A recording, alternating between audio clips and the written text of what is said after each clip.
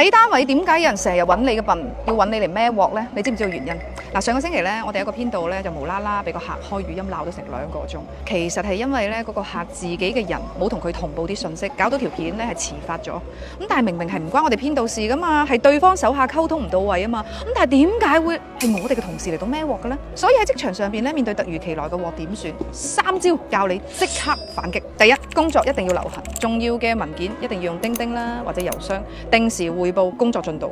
口頭交代咗嘅事呢，一定要補充發信息確認，記錄要保存好佢，呢個非常之重要。第二，公開透明化，工作流程上邊嘅所有嘢一定要攤開嚟講，仲要講得清清楚楚、明明白白。有工作群就直接喺個群度溝通，公事公辦，千祈唔好諗住私底下同人講，一私底下呢就好容易出問題噶啦。第三，瘋狂提升自己嘅實力，記住喺職場上你越專業，嗰班人呢就越唔夠膽揾你嚟孭客戶噶啦。最後呢，補充多一句，為咗呢啲咁嘅人呢嚟激親自己呢，真係好唔抵嘅。你一發火呢，失去咗理智，對方就贏晒噶啦。你話啱唔啱呢？